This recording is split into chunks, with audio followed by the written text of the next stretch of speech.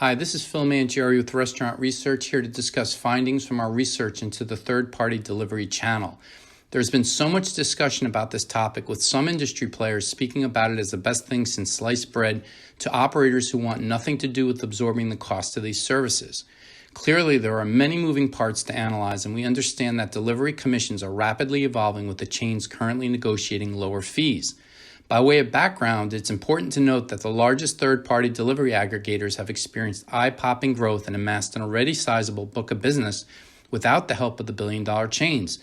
This growth has been driven by penetration overseas and with the higher-end independents domestically. If you look at the delivery mix for the billion-dollar chains, it typically ranges from 0 to 3%, which probably reflects that low-ticket orders do not work so well for the third-party delivery model. How do you make it economical to deliver a $2 cup of QSR coffee when delivery drivers can be paid $15 an hour?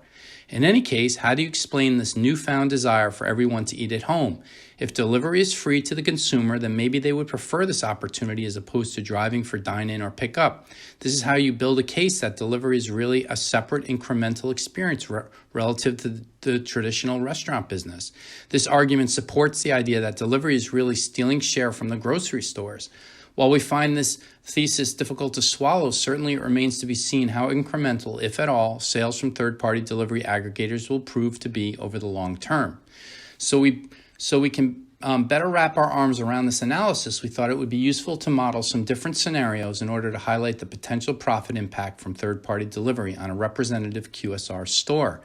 We started with the base case in which delivery represents 3% of the total sales mix, with the operator absorbing a 30% delivery fee so that their customer can enjoy this service for free. Why do that? Well, it's a competitive world, and the last thing that restaurant players want is to miss the boat on what could become one of the fastest growing industry channels, well, at least for the independents up to this point. In any case, with just a 3% mix, nobody's going to pay that much attention to the profitability of a $42,000 business line that could be potentially 100% incremental, according to the experts. However, when something is offered for free, it's not likely to stay at a 3% mix for very long. So our first scenario considers a 10% third-party delivery mix with the 30% commission intact and paid for by the operator. What happens if delivery is not actually incremental at all? In other words, the AUV remains the same even as the delivery mix expands from 3% to 10%. We can see from this slide that in that case, the operator is actually losing $29,000 per year from this channel. Not so good. Well, no sensible operator is going to stand for that very long before they start negotiating for a lower commission. Let's assume that they want to take it down to 15%, which is what we understand some deals have landed. The consumer still must pay the $3 to $4 delivery fee and tip to the service provider, but at least there is no menu sticker shock for the consumer.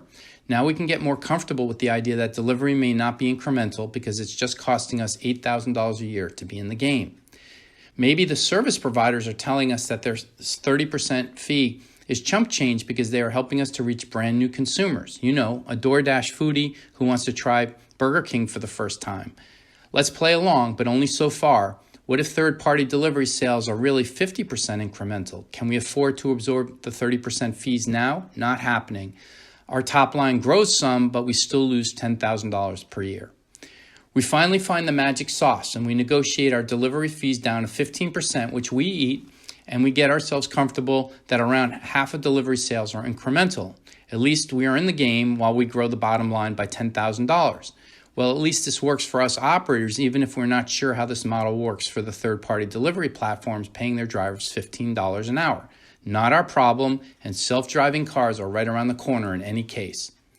We are not through with our analysis because there are other intangibles about third-party delivery that must be considered. For instance, do these sales come during peak operating hours, or do they fill in low-capacity day parts like late night? Nothing like slowing dine-in service speeds during dinner. How about this one? Does this channel upset in-house staff who must prepare the food for delivery but do not receive any tips typically associated with takeout? And then there's this. Is your customer's brand experience degraded by third-party delivery drivers and or food that was prepared 40 minutes earlier? How do consumers feel about a bunch of drivers waiting around in the store for their orders? You hear about this one quite a bit. What are the third-party platforms doing with all your precious newfound customer data? Hopefully not selling it to your competitors.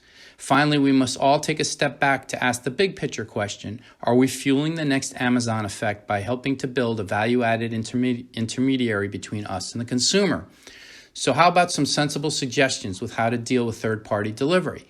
First, we should recognize that Domino's may be correct when it points out that if third-party delivery sales were really incremental, then why is the overall industry still growing at the same rate? In other words, it doesn't seem like this channel is really stealing share from the grocery stores.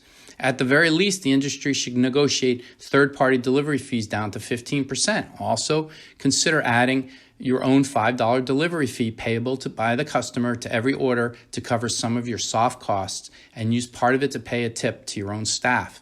Make the consumers pay sufficiently more for delivery such that they have a greater incentive to dine in or take out. That's better for your business and the industry. In any case, whatever you do, don't inflate your menu prices on third-party delivery apps and tell customers that delivery is for free. This concludes our presentation. Thanks for listening.